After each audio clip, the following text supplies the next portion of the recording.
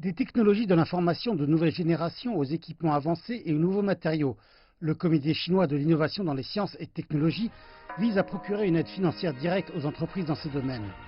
Montage Technologies est l'une des 25 premières entreprises qui ont été inscrites sur la liste du comité lors de sa première journée de cotation.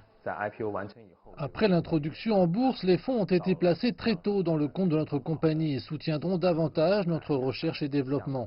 Le comité scientifique et technologique nous a permis d'attirer davantage d'attention des capitaux et accroîtra davantage la croissance de l'économie réelle. Jusqu'à présent, 179 entreprises ont réussi à se porter candidates. Et actuellement, 56 d'entre elles ont été inscrites avec succès, tandis que de nombreuses autres attendent de passer en revue.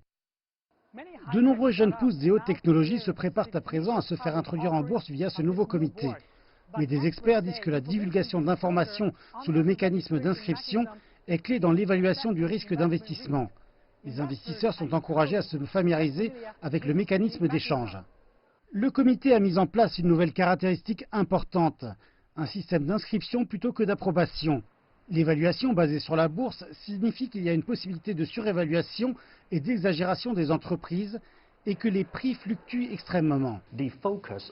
L'attention des régulateurs va se déplacer de qui et combien sera inscrit aux entreprises enregistrées, à condition qu'elles procurent des informations réelles et en quantité suffisante aux investisseurs, à la fois du côté de la vente et du côté institutionnel. Tout d'abord proposé en novembre 2018, la mise en place du comité vise à être à la pointe de la réforme du marché des capitaux. Mais des experts disent que le système entier ne peut être pleinement mis en place qu'à condition que les attitudes changent. Il nécessite en fait de nouvelles capacités avec de nouveaux talents et requiert en fait un changement d'état d'esprit et de comportement à la fois du côté des investisseurs et du côté des institutions financières qui jouent un rôle intermédiaire.